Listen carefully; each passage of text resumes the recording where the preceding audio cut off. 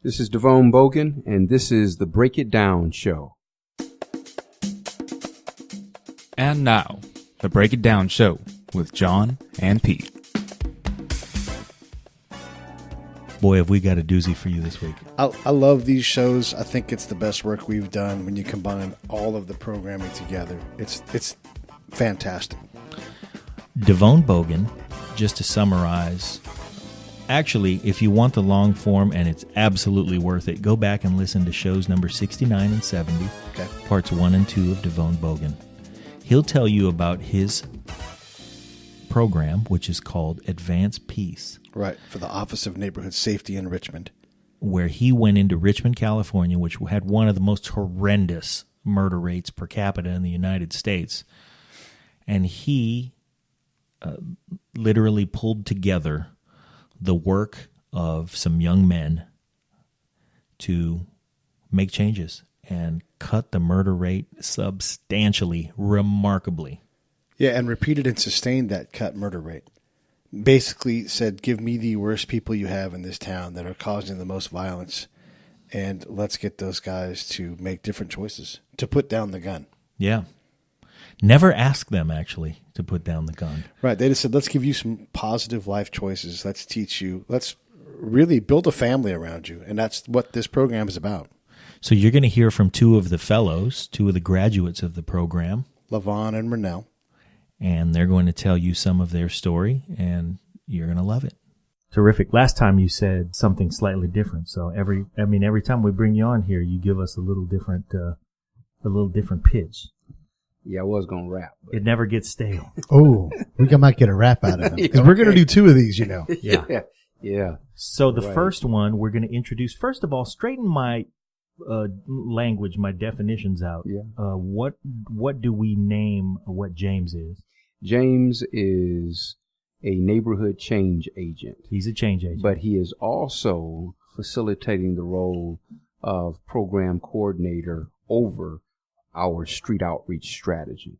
Okay. Sam is also a neighborhood change agent, but he facilitates the role of program coordinator over our fellowship program. I see. Yeah. Okay. So these are two of our most senior level guys in the organization. And as a senior level change agent, they're still boots on the ground. However, they take a leadership role in a particular facet of what the program does. That's exactly right, John. So, and then the graduates of the program. Yeah, so today you have LeVon and Renel. Both are graduates, past fellows, and what we call them now are ambassadors. So they are ONS ambassadors. And what an ambassador is someone who has graduated the fellowship. And what that means is that they have achieved a great deal of the goals and objectives outlined in their life maps. Okay. By the time they graduate. And they graduate at different times, some at 18 months because that's the minimum time frame. Others much longer than that. Renel has been with us a longer time.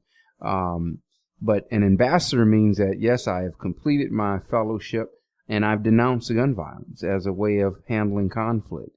And I am willing and able and even interested and committed to helping move the fellowship forward. So these guys help us keep the fellowship relevant and help us to ensure that we are engaging the right guys and that we're doing the right kinds of things with those guys. Wow.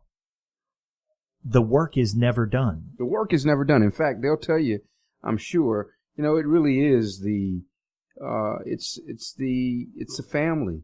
Yeah. And we've got family members negotiating the environment, the house, all of the time. Yeah. And like a family, man, we are forever bound to one another, and that's how we see these young men. And I know most of them see us the same way. Your family. We're family. Yeah. It's family. I mean, at the end of the day, we have a slogan, and I'm sure you may hear it: once a fellow, always a fellow. Sure. You graduate, you do whatever that means after you graduate, but you are a fellow and a part of this family all of the time. So, for example, I'm 49 years old. I've been out of my dad's house for 30 years. And every once in a while, my father will give me an envelope and say, hey, put that somewhere. Do something special with that. And I open the envelope and I go, Dad, you don't have to do this, man. I'm a grown-ass man. Right? But I'm also like, damn, this is great. Yeah. Hey, I get to go do something special. Right. I get to go do something special. So, for example, I have fellows, past fellows, family members, young men that I would consider like sons. I'll get a call and say, hey, and this is a real life example. I'm interested in going overseas, boss man, and studying abroad during the summer. I'm in college at a university here in the States and got this opportunity to go and study abroad over the summer and get an internship as a part of that opportunity. But I'm going to need some resources, some help to do it. Yeah. And let's stop for a second though. What an aspiration. Oh, it's happening. Yeah. It's actually happening. So, Eric Welch is the young man I'm talking about, and I'm sure he wouldn't mind me saying it, but Eric is at Florida A&M, undergrad, doing really well. And he would like to study abroad. Yeah. And so he had entered this program. He's to go to London and have an internship and study. It was going to be government and law was the course of study. And because of something in his past, he wasn't able to get the required visa in London to work. Right. But the program said, oh, no worries. We've got an opportunity for you in Ecuador. Wow. And probably a better opportunity. Right. Yeah. Where he can do both. And so, again, family comes home and says, hey,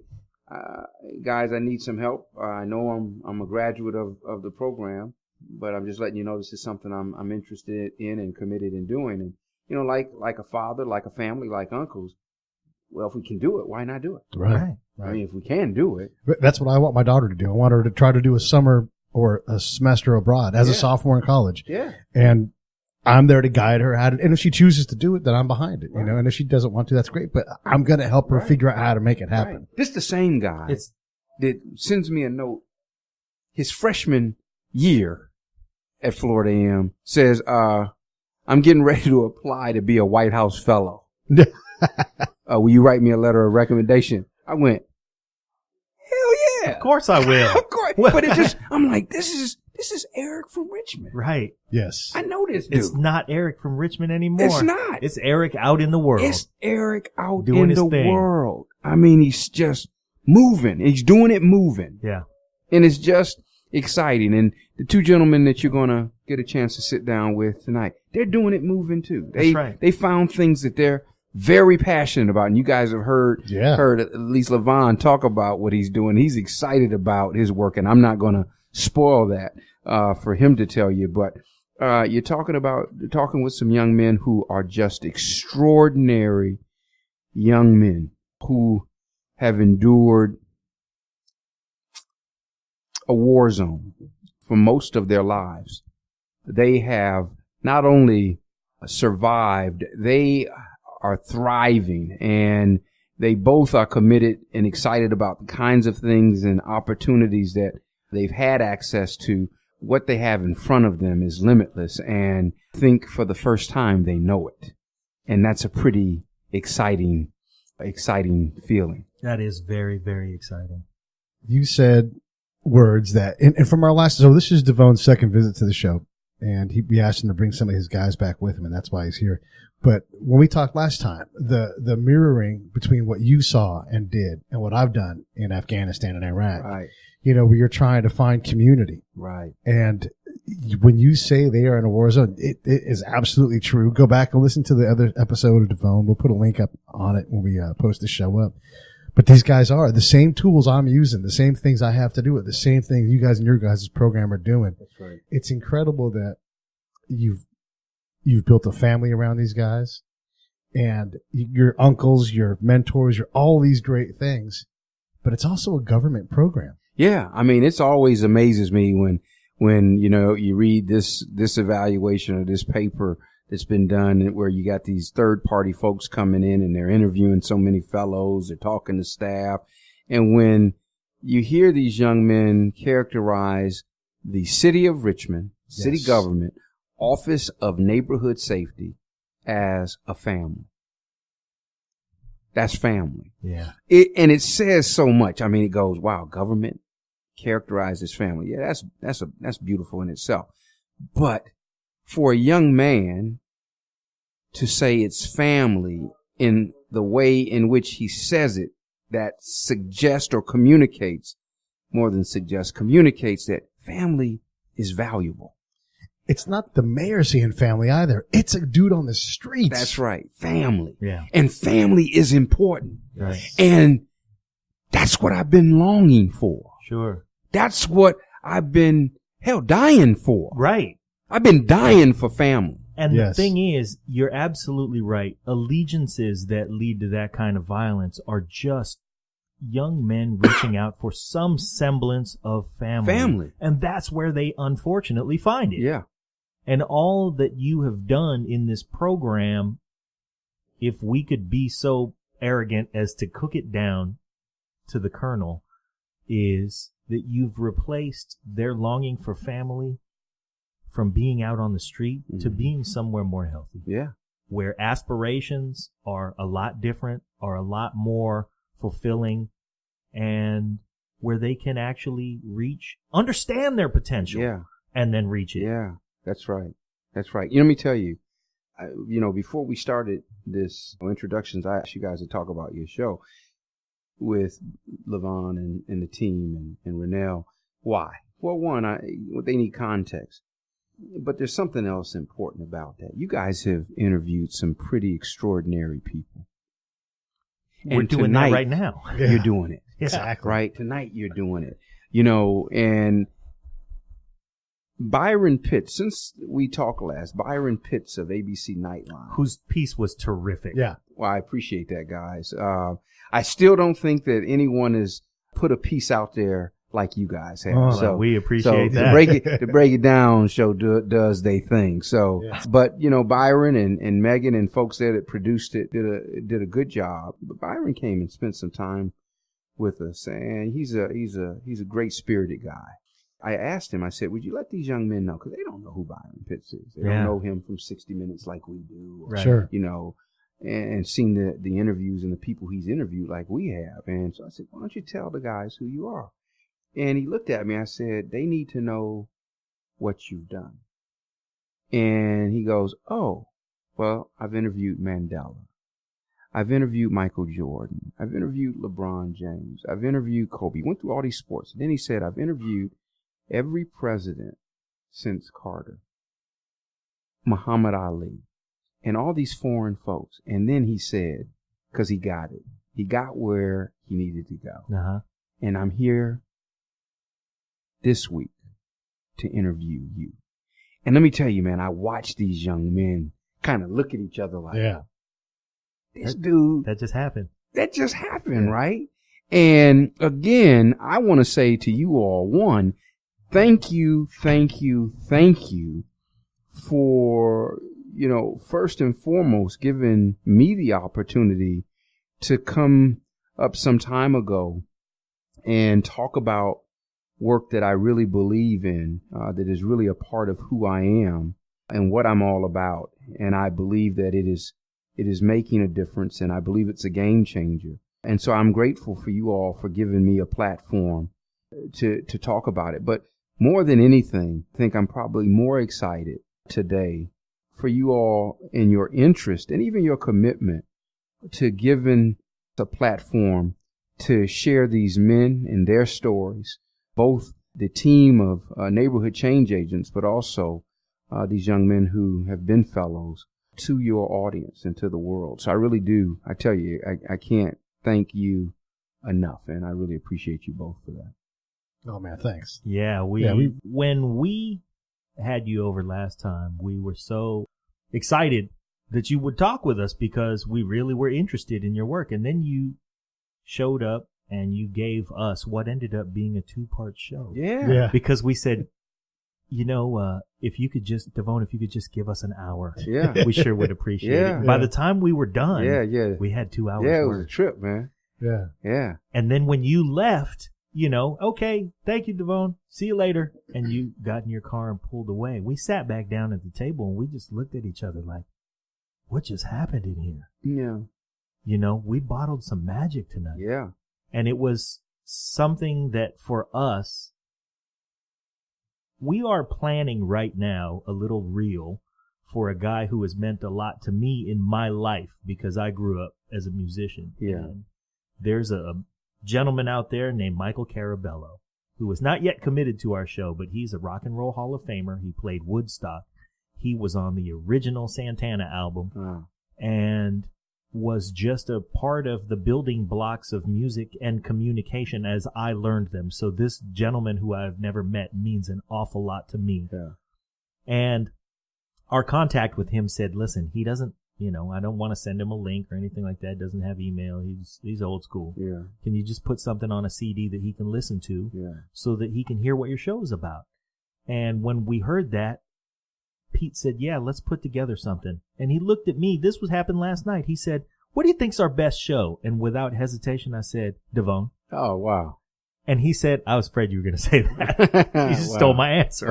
Wow. And we've been very fortunate to have some fascinating guests, some of our, childhood heroes and all of that stuff. Yeah. But their work, as much as it means things to us culturally and spiritually, your work means something to us that has to do with the practicality of keeping young men alive in the world. Right on. And that's special. Well, you guys and your audience are in for a treat this evening. Terrific. And so let's not waste any more time. All right. Let's get it moving. So with us this evening, we have Renel and LeVon, who are graduates of the program. We've had the honor of conversations with DeVone, but what we really wanted to do tonight was to talk with you two about actually going through the program and what it was like to, first of all, be pitched this wild idea and then figure it out and decide, make a decision about doing it, and then what it was like to embark on this journey, because it couldn't have been easy. I mean, it had to be something completely foreign to what you were used to. Completely. So foreign. Let's start with what you were used to. How old were you at the time? I was 23, 24. 23, 24. Just got out of incarceration. Okay. What did that have to do with, how many times had you been incarcerated, and what was that just you finishing your first stretch? No, not my first one. It was probably just another one. About the fourth. Yeah. Yeah. Was there anything about the fourth one that made you go, no, I'm not going back there. I don't want to go back there? Well, I thought that, but I had some mishaps when I was going through the program. End up going back, doing a couple violations. Yeah. But when I was in there on that fourth one, though, it was sinking in like, dude, you got to get it together. Yeah. On the second one, were you thinking the same thing? Like, because everybody gets out and goes, I'm never going back. And yet everybody around you has been back. Yeah, you say it sometimes. It's about leaving your environment. Yeah. So when you go back to the same environment, it's kind of like all you know. Right. So you tend to start doing the same stuff that you was doing, but you catch yourself trying to do it a little bit sneakier. But then you go back to jail and but you it's find what out you know. Yes. So that's what you do. Exactly. Before we get into this, I want you to know that, I appreciate you coming into my house. I appreciate you sitting down with us. I appreciate your candor about this subject, because you're sharing a very, very personal story with us. And I don't want you to get the feeling that, you have to hold anything back. If there's something you choose not to share, that's fine too. But what I know our audience is going to experience from you, somebody out there is going to be going through what you went through, and maybe hear your voice, that's going in his head. And maybe it's the thing that makes him realize, or the other thing is that maybe somebody out there in our audience who doesn't understand the world that you had to endure, and that at the time was the only thing you knew, doesn't understand that point of view, doesn't understand that, hey man, it's not that you want to go back. You're just doing what everybody has a training in life from how you come up. Yeah. And sometimes that training teaches you some lessons that are great. Sometimes it teaches you some lessons that you have to shed. And in your cases, you had your own individual lessons that at some point you had to choose to break away from. Yes.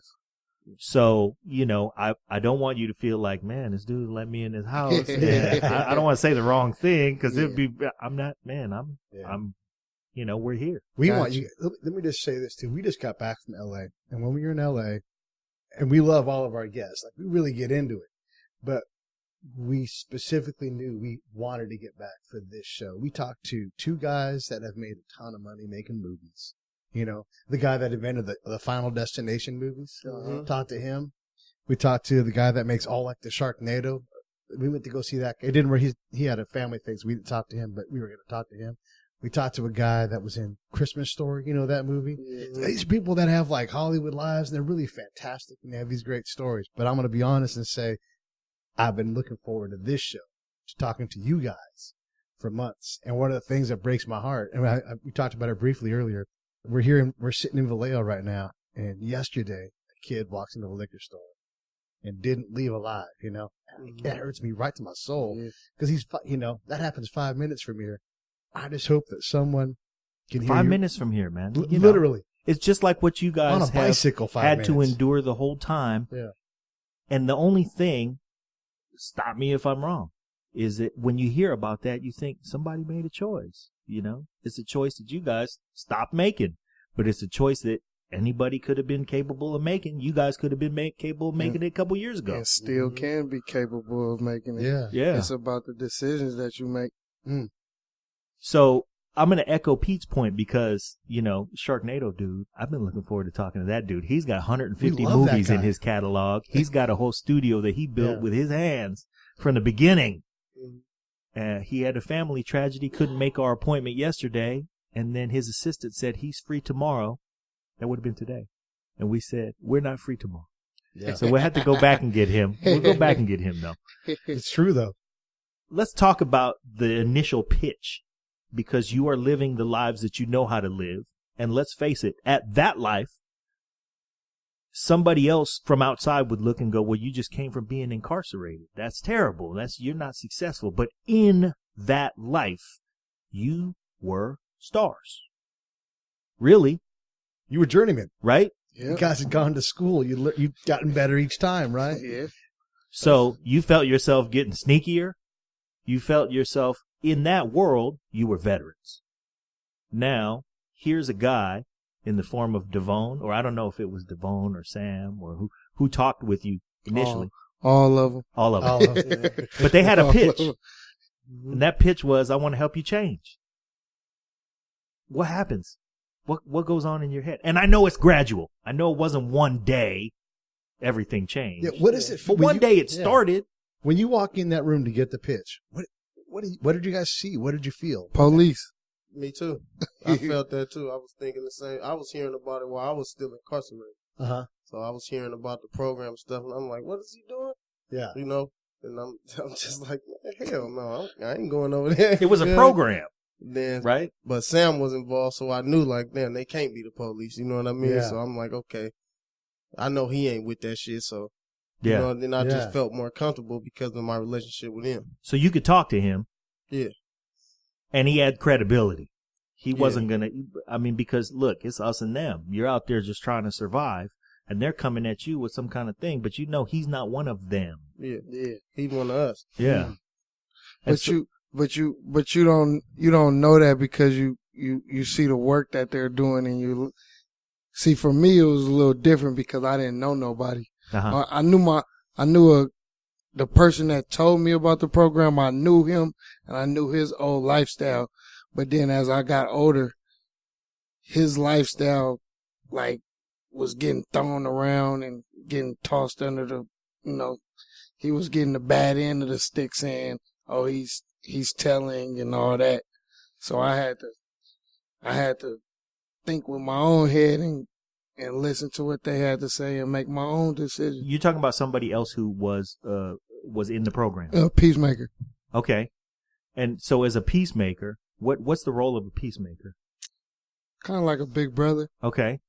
Somebody you could go to, and somebody who's going to constantly check on you. And he was getting hated. Yeah, he was getting real hated. Wow. Real hated. And it's a crazy part about it. He's a good friend of my family. Yeah. So it was kind of like a love-hate thing at first. Yeah. Why was he getting hated? I mean, you got to understand the way people portray it is that they just gave information to the police. I mean, the police gave them information. Right. Of the most violent people here. So it's like, how are you guys able to get that type of information? If you're not the police. If you're not the police. Right. So it's like a mind game with you. Like, are they the police or what? Hey, this is John Leon Guerrero. Hey, and this is Pete Turner. And if you like the show, do us a favor. Yeah, share it. That's the biggest thing, honestly. All your social media outlets, all your friends, let them know the ones that you like. Yeah. I mean, we make this show for you guys. If you think it's great, say so. Say so by sharing it. Say so by putting a comment in after the show. Also, if you go to iTunes or Stitcher or wherever you listen to podcasts, give us a rating. Give us a review. If you think the show is great, please give us 5 stars and say so. And if you think the show really sucks, please give us 5 stars and say so. Because, heck, we're listening. That's right. You can't be more approachable than us. We want to make the show better. If there's something that we're missing, let us know. That really is how you help us. That's right. Tell us all about it. Thanks for listening. And now back to the show.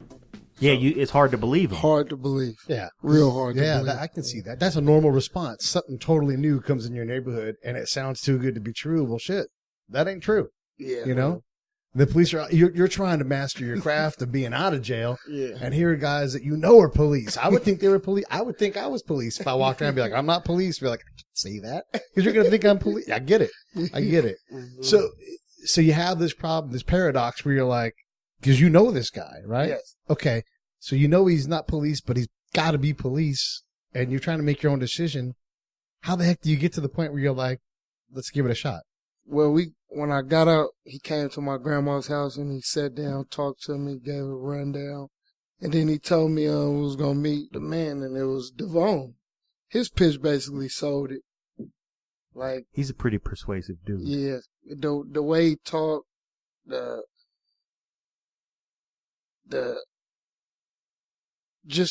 way he came off to you was like, it was like, man, like, if I had that in my life since I've been born, maybe I wouldn't have been different. Yeah, maybe things would be a little bit different. Maybe things would be different. Hey, man, I had a strong father in my life, strong family upbringing.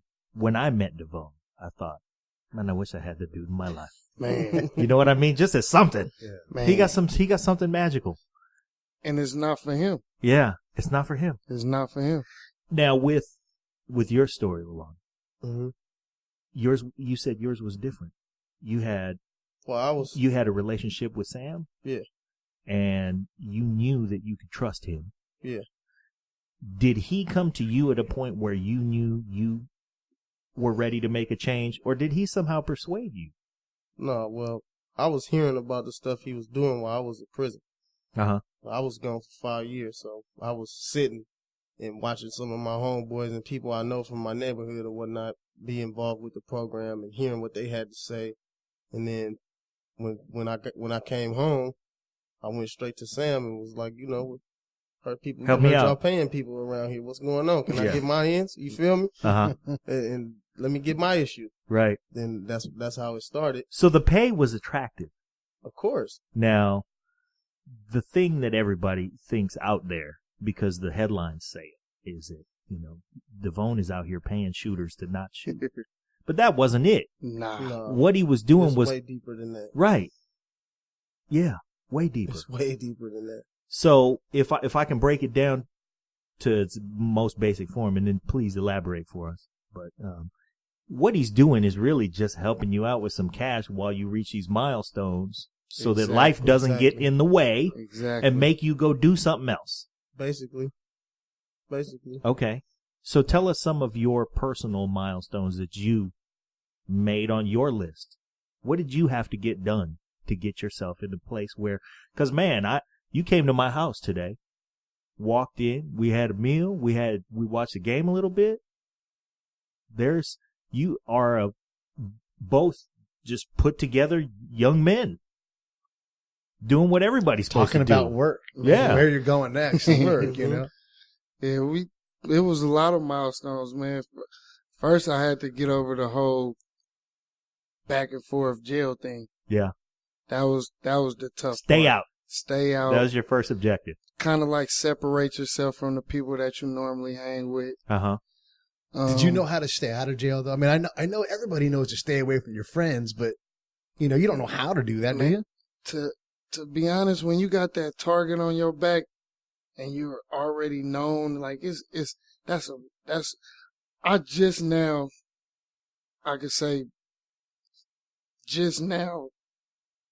really I'm able to just, see the police, couple of them wave, couple of them give me a little smirk. But not like it used to be. But not like it used to be. I'm talking about pulled over every day. Yeah. Just can't even see them. Can't even see them. Constantly pulling me over. Now it's like they see me. You're all right. It's like, I get the high. I was like, wow, like, that's amazing. Like, seriously, amazing. I was like, man, I actually sit on the corner in Richmond, and if I see a police, like, I'm able to have a conversation, and like, you don't have to go away. Yeah, and on top of that, I'm so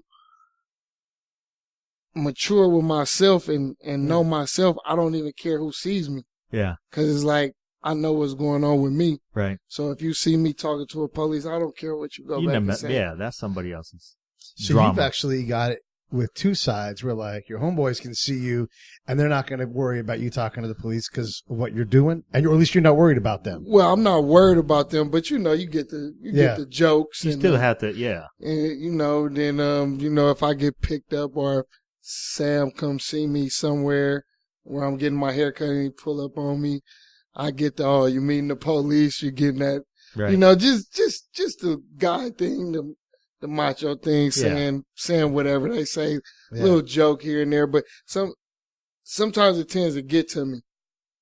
Not get to me to where I want to do something, but it's like, why talk bad about somebody who's trying to do good for a person? That's the maturity talking right there. That's the maturity talking. Because you can't see your way to that until you reach a certain point with yourself. Exactly. And a lot of people that I know right now are going to be stuck in the same place that they've been in for the past 15 years because of the way they think. That's the root of recidivism. Yeah. That's why people go back. Exactly. Because they can't break that. It's cycle. two-sided because you got your community around you, right? Okay, even if they're on your side, they're still going to let you know they notice you talking to the police, right? They're still going to say that. Still going to say it. But the police are also going to be like, I see you. Yeah. And they might get cool with you and everything else. Oh, but you still got that big, right. You still got that big eye on your back because they're waiting for you to mess up. Yes. Yeah. I was going to say one thing. And they'll come right back and all that waving will go away. And they're supposed to. They're supposed to try to protect. I mean, that's their job. But you do have to satisfy two worlds, and a lot of times it takes that maturity that sounds like you're talking about it does. To be able to say, I don't have to do anything for them. I got to focus on me, and then let them see that action. Mm-hmm. Yeah, that's basically what it boils down to. Yeah. You got to not think for everybody else. You got to start putting yourself first instead of worrying about what everybody think about you. Because ain't none of them gonna write no letters or send no pictures to you. No money, no nothing. No nothing.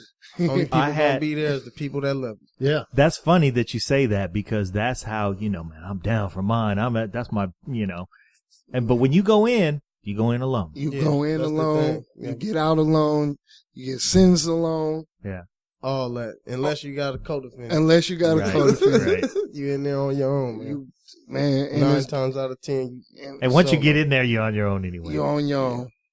So LeVon, what was on your list? We got one item on your list, so we're gonna get back to your list for now. But what was on your list? Basically, what happened with me is I came with a goal. Like the job that I have now is my first job I ever had. I ain't never had another job. Really? Yeah, I've been doing whatever since I was Tell a our kid. listeners what you're up to, man. Well, I'm a heavy equipment operator with the operating engineers. And he's not kidding. No. Nope. Yeah. And I've seen pictures. He's operating heavy equipment. Yes. So when you see earth moved, when you see a house that goes up in a place where a house could not previously have gone, it's because LeVon moved the earth. Yeah. Or he jammed more earth into that hole. He's like, you need a pile? You need a pile driven? 100 feet down? Yeah. Get out of my way. Yep. Put your hard hat on. Get out of my way. That was your first job? It's my first job I ever had. Man, that is crazy. The labor you have to do to get that journeyman tag to be able to go move that stuff. That's a serious gig. You've got to do hard work that you're moving. It's heavy equipment. Everything that supports that heavy equipment is heavy. Yeah. And I'm telling you, right? It's covered in grease. You come home and your mom's like, you've ruined the washing machine. Because it's hard work to get. So it's not just, I drive big stuff around, but how long have you been doing it? Since I came home. I came home on May 4th, 2012, and I've been working since May 21st. Wow. 2012. At it. How old are you? Good for you. 28. 28. Man. So let's talk about your list, because maybe I've got this wrong, but for me, it was the biggest thing that hit me was that, when you're out there and you keep going back, you keep getting sucked back into your neighborhood, you keep getting sucked back into jail, you keep doing the things you've always been doing. For me, a lot of times when I'm just in a rut, I need to sit down and I need to plan my way out of that rut, whatever it is. So when you began planning your way out of your rut, what were the things on your plan? I mean, you just wanted to work, it sounds like. Yeah, basically. Well, I knew, my stepdad was involved with the heavy equipment, and then Sam was involved with the heavy equipment. Okay. So that's where I got the idea. You saw a path. Yeah, and then my stepdad, not with my mom no more, but he's a homeowner, got multiple vehicles, he got dope, you know what I mean? So I'm like, shit, that's the way to go, you know what I mean? Yeah. They making $40 an hour, why wouldn't I? Right. So, why wouldn't you? yeah. So, okay, you had a short list, but it was all business. Yeah, I came with a plan, man. I had a plan, and people was like, oh, you gonna get out, youngster, they ain't gonna have no job for you.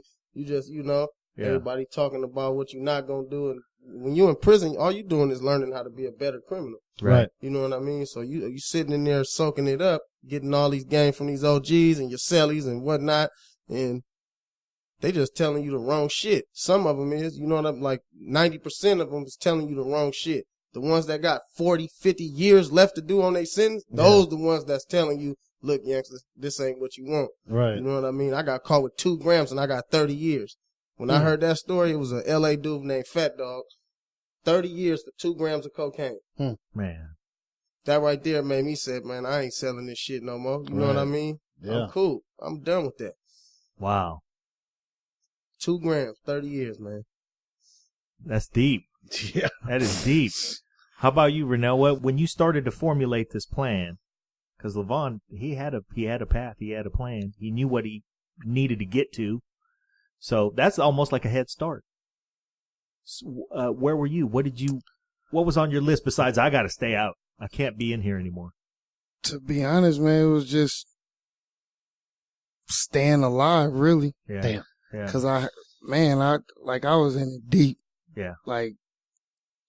And that was the hardest thing, was trying to transform into this person when you still got this guy that's right here. Yeah. That everybody has a problem with. Right.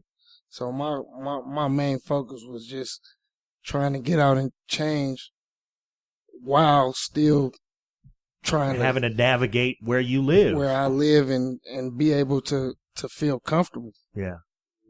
Wow. Man, that's heavy, because sitting here with you, and I wouldn't have looked twice at either one of you. I mean, now, it's easy to say. Back then, I'm sure you had a look in your eye that would have been menacing, and I would have not try to be around you so much. That's crazy because DeVone said when he first heard about me, he thought I was like 6'5", Uh-huh.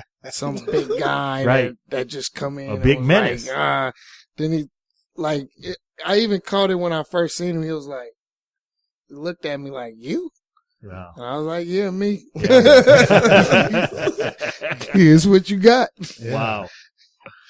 So your objectives were really, you didn't have a long list of stuff. It was really simple things that had complicated answers. Complicated answers. That's true for both of you, right? Because Yeah. everybody says, I'm going to get work. I'm going to keep out of trouble. Everybody says that, Yeah. you know, but It's easier said than it is done. Yeah. You got influences out there. And A you lot got of them. people out there like, just like, his situation. It's hard to try to do the right thing when motherfuckers trying to kill you. Yeah. It's like, You're trying to stay it alive. just don't Trying to it stay don't alive. it don't match. It Yeah. don't mix together. Like, oh yeah, I'm gonna go to church. I'm gonna do this, but he over here waiting outside the church for you with a stick. It ain't gonna work. Yeah. It ain't gonna work. Man, see, that's what I'm talking about. People don't understand that challenge. And you get pulled back in. People don't understand how that environment will be relentless. Won't let you go. It's like you trapped forever, man. Like, regardless of what you're doing, like, you still gotta remember that you had that past. Yeah. And that's the cold part about it. Even though you're trying to do right, you still got so many people that's stuck in their ways that in their head, they already made up their mind. I'm never going to go that way. This is what I am. This is what I'm going to do. Yeah. So just because he going to work and not being around all this violence no more doesn't mean when I catch him, I'm going to give treat him him a any pass. different. I'm going to Yeah. treat him any different because it's still the same dude that I knew 20 years ago. I'm He- still mad about that old He shit. just doing something different, Right. but I know if I do something to him, a lot of people gonna hurt, Yeah. and that's the joy that some people get. Yep. It's like, okay, I could be happy if I get him and everybody else mad. Damn. I'm happy. Yeah. So it's people- hard, man. They thrive off seeing They- other people. It's in just pain. like hate. Yeah. It's just like hate, man. Just like hate. So at what point did you, in your own personal path, I'm asking each of you, where did you start to say, no, I'm making progress now? You know, was there a point where you were able to look back at the work that you had recently accomplished and said, I'm starting to pull away? I mean, you can't, like you said, you can't ever forget and you can't ever take it for granted. But there has to be at some point, because you two now, not having known you back then, clearly you are changed. My encounter was, I ended up working for the city of Richmond. Uh-huh. So the crazy part about it, like when union stuff come around, Yeah. all the police come. Okay. So I was in the union meeting one day, Uh-huh. and the whole gang unit was in there, and they were just looking at me, and I was looking at them, and Well, I'm you might be in the wrong meeting. yeah, and I'm texting Sam like, the whole gang unit here. And he's like, so you're at work? Yeah. And I'm like, that's crazy. I'm like, I am at work. And it was just like, they just kept looking at me, and I was just like sitting there like, I just had a smile on my face like, man, I'm sitting here in a union meeting with these guys. Right. Like, that's It's a changed. big step. You made a big step. That's a big step. Did And any of them engage you after that? they didn't engage me, but it was a couple comments that was said. Yeah. I mean, a couple remarks. Yeah. Typical, one of the They got not their so ball cool- breakers over yeah, there too. not so cool police officer, he had to Had to say something, open say his mouth. something. Yeah. And, I just, the old me probably would have, not flipped out on him just to where, Something to let him know. yeah, I would have said something, but, I text Sam and I was just like, like he just said something outrageous. He was like, you know what, just leave it alone. Just smile in his face. And that's all I did was just like, you know what, whatever. You know what happened then, and I'm not sure that you perceived it as that emotionally at the time, but that's when you know really who's who. And the crazy part That's when about you know it, which one of us really got a wise ass mouth. and the thing that kills me, it was a black guy. Uh-huh. Mm-hmm. Man. That's what I mean, I'm nowhere near race. It's just You would think that he would get hurts, behind you a little bit. It hurts me. It's like it was 5 white guys and the black guy. He had to say and something. you're the only one that say something. Man. It doesn't make no sense. Yeah. It makes no sense at all. Well, what does make sense, though, was that you had your contact with Sam right then. I mean, because I think one of the things about the program that creates the small victories that lead to the bigger victories is that constant contact. You're in a challenge situation right there where, man, you're, like you said, the old you would have reacted a little different. You had somebody you could reach out to and say, hey, man, let me first just throw the absurdity of this situation out at you so I'm not alone. Mm-hmm. And that's most of it, really, is that when you're a young man in your life, you try not to be alone. You're trying to figure it out, navigate it. It helps to not be alone. And when you're out on the street, a lot of that time that you're trying to figure out, you reach out to somebody. It's the wrong somebody. Sometimes, yeah. You know what I mean? See how you, yep. So that one time you want to reach out to somebody, you had to write somebody. You know what I mean? In the form of Sam. Oh, yeah. He was there to just be right and go, okay, man, you know, you're going to encounter this. Not going to be last time. No, definitely not. But, you know, you had somebody. Somebody to give you some good advice, not like right. What he said, man. Tell that motherfucker, you know what I mean? Yeah. Tell him something, you know, cuss him out, man. You know what I mean? Yeah, right. Am I wrong thinking you have to do that? Like you can't allow weakness to creep in. Here's what I know. I've been shot at too, not like you guys, but same kind of thing where if you let the enemy know that you're not paying attention, they'll come. They're going to take advantage. They're going to take a crack at you. They're going to take advantage, of course. And so when they start shooting back at us, it's our response has to be heavier than theirs. Yeah, exactly. Yeah. When you don't have a Sam to reach down and text to, that could be game over. That could be leave yourself open for some wrong. You could have that job. I've got this path to get this job. I have the job. I'm in the union hall, but fuck that guy. You know, I'm here working, and you don't have a Sam to say, "Let that go." That's not worth the time. Yeah, it's easily to have a Brad or somebody to tell you, go tell that guy to fuck off himself. Yeah, right. He needed to be told that as much as I hate to say it. And like, don't get me wrong, like Sam, you know, made a joke out of it because you got to laugh about it at the end of the day. That's all you could do. So he'll make a joke about it and get you to laugh just to, you know, just to loosen you up, man, because you be all uptight. You want to say something frustrated, and then here comes Sam with a little joke. Right. And then you're like, man, this not the time to be joking. Yeah. But then you like, it is. Man, you know what? Yeah, it is. I just started laughing like, man, get out of here, man. I'm not trying to be like that right now. Right. And then it's like, you know what? Like, that's what I need. Yep.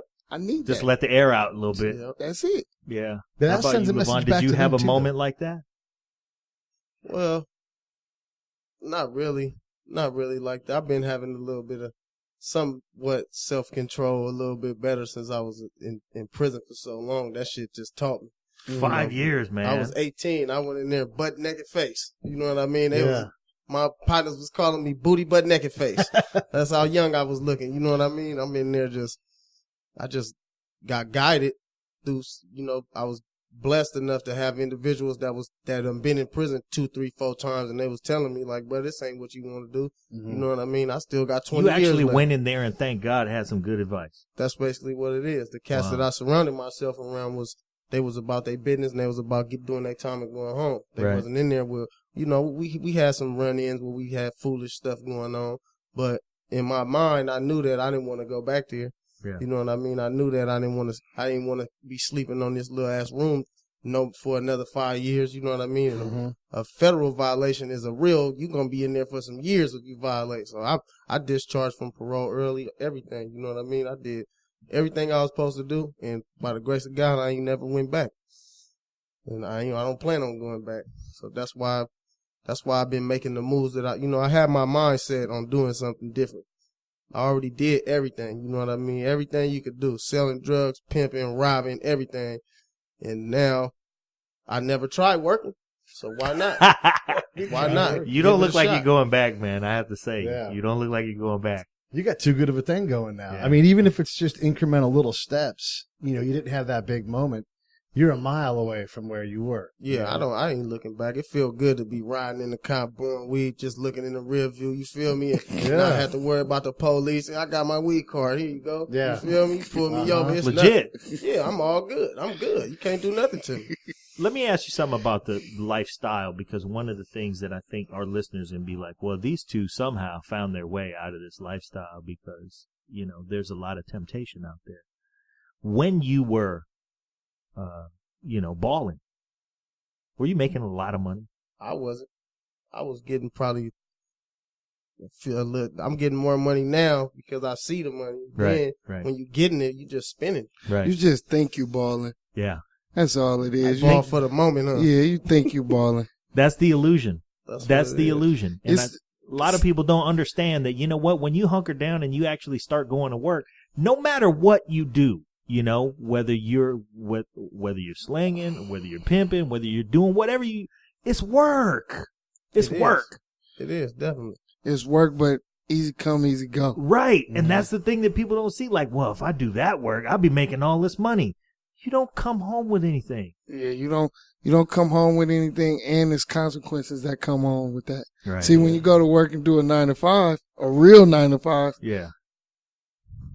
there's no jail consequences They with can't that. take Right. They can't Can't take, take it from you. unless you're doing some type of tax fraud or whatever you got going on Right. with Yeah, but your you talk about taxes or work. whatever. Yeah. But when you're selling dope or doing everything else, it's a consequence Everything to come can go with that. away at any moment. And It- it's consequences that just are like measured in that. years. Years. Yeah. People don't understand what happens to years of a young life either. And I think one of the things, LeVon, that you realized going in at 18 and that you realized, Renel, going in again and again is that, you run out of time. Man. And very suddenly you're not a young man anymore where you can't go you guys are working and you are doing work that requires a start in your youth. You can't come out and be no heavy equipment operator when you start at 55. Mhm. That's not how it works. Yeah, you can't. You have to have the momentum. By the time you are 55 years old, I'm gonna be retiring. right, you're going to have those years behind you. And if you can't have those years behind you because you had to be behind bars in those years, what do you do then? You can't be retired from that. So here you are, man. I'm just really glad for both of you that you saw your way through to a path, that you had the wherewithal to understand what that was. And I hope that, you continue in your work to just be the example that allows somebody else to see, what you saw when you were able to go, man, I see people out there and they're doing better. Mm-hmm. You saw that. And what would you say to listeners out there who might be somewhat in the shoes that you were in back then, where you could say, hey, man, is there anything motivational you might say to somebody that might help them to see the light that you saw? Just tell them, man, at the end of the day, you got to think about yourself. Like, what do you want out your life? Do you want to be sleeping and hanging with men every day of the or do you want to be out, eat when you want to, Do what you want. do what you want to do, or like I said, sit there with men 365 days out the year? Isn't it a trip that like having the straight lifestyle where you go to work every day, you got a 9 to 5 grind that you do, and it's like, man, I'm not trying to go to work and have somebody tell me what to do. And that's what you think of it. I tell them like this: you gonna go to work and listen to them tell you what to do, or you gonna be listening to a CO tell you what to do, Yeah. just like that. Exactly. Which one pays better? Yeah, which one you like Exactly. And the CO don't pay you. at all? Yeah. What Man. responsibility do you guys feel to the guys who come up in Richmond next? The the next fellows, the guys that are on the fence that maybe need to become like, do you guys, I know you feel a responsibility, but how do you intend to pay that forward? For me, I try to introduce everybody to the union that I'm in. Try to get them, either in the labor union or the operating engineers, because this is my way out. I found something that I'm good at. Yeah. I didn't even know I was going to be good at it. I didn't, at first I was like, damn, I don't want to be dirty every day. But then I'm like, shit, if I saw them checks, it changed my whole perspective. You know what I mean? I'll buy some soap. Legal money, and it's coming in, and it's coming in fast every Friday, and it's nice checks. You know what I mean? Yeah. So I'm just sitting there like, I think that because money is what motivates everybody. Exactly. You know what I mean? It starts with being able to make a living. That's what it starts. That's how you start selling crack at 15, because Right. you can't get a job at Walmart at 15. You know Right. what I mean? You gotta Do something. go through too much. You know what I mean? It's Yeah. easy to get a bundle, so that's how I go. You know what I mean? I'm gonna come tell you, look, I make $1,000 a week. Youngster, check this out. What? How you get that? You know what I mean? Yeah. That right there is going to get somebody to be like, man, I might check that out. What's the website? And I tell them the website, and they go on it, and I tell you all you need to do is, certain little stuff, and you can get in, bro. Yeah. It's if you don't never tell somebody that something is wrong, they ain't going to never know it's wrong. Right. You know what I mean? Yeah. Nobody never told us that selling drugs and all this shit was wrong, because this is what we saw every day. Right. Nobody It was just a didn't reality. say, nobody said this was wrong. You're just trying to eat. You just seeing you just doing what the people you seen the people who you admired growing up, people who influenced you. You just trying to be like them. It's the street union. It's just a Basically. different union. You got to go Basically. pay your dues. You go sell crack, and later on you do the next level of thing. But the cost is the retirement is paid for by the state of California. Yeah, You know? that's the cost. And then that little change don't amount to all those years. 'Cause if you work for all those years, that little change you was getting, that becomes crumbs. If you worked through your 10-year sentence that you had, Yeah. you would have had more money in those 10 years than the 6 months you was balling. That's true. Wow. So the things that look like weakness, man, look how early he wakes up to go to work. He got a job. He got some dude waving his finger at him, telling him what to do. Turns out those things create the strength in your life that allows you to do what you want to do. Mm-hmm. And it takes the strength to be able to think for yourself to get there. That's the main thing, the thinking for yourself part. Cause for me, it was like doing everything for your hood. Yeah. Like my hood. But it's like, when I went to jail, my hood didn't send me $1. Man. So, like, the main thing is just thinking for yourself. Wow. Don't let everything else influence you. Don't let nobody tell you that you can't do this, you can't do that. Like, you gotta just think for yourself and do what you feel is best for you. 'Cause like I said, you die by yourself, go to jail by yourself, get sentenced by yourself. I mean, you got people with you, Right. but at the end of It's the your day, time. they're on the outside, so their time, the day's still going. They Life still got to goes pay on for bills. Yeah. They still got to do everything they got to do. So you just in here, You rotting by yourself. riding by yourself, because it's the same thing when you're in jail. Same thing, same routine every day. It's just like on the house. Only thing is, you got somebody telling you what you can and can't do Every minute. every minute. And you got a bedtime. And you got a wake up bedtime. time. Right. And a certain time you could take a shower. and a moment of weakness or someone else's moment of weakness might cost you even more years. There you go. There you go. Just an instant, and they're glad to give you more time. Oh right? man, Yeah. take your good time, all type of stuff. Yeah. Whatever they could do to keep you in there, to pay them dollars, to get them dollars that they get for you. Each bed filled up. Yep. Yeah. Keep them beds filled up. Well, we're going to bring Sam and James in here, but man, thank you. Thank you both for coming and sharing your stories with us, dropping some wisdom on our listeners, letting everybody know that there's some challenging things out there for a young man to go through, and there's some people truly winning. You know, I mean, it's easy to get caught up in news stories and see them and go, man, shit is bad. But you know what? Among all the bad shit that happens, there's some people really doing the work and really doing it right and really getting it done. So thank you.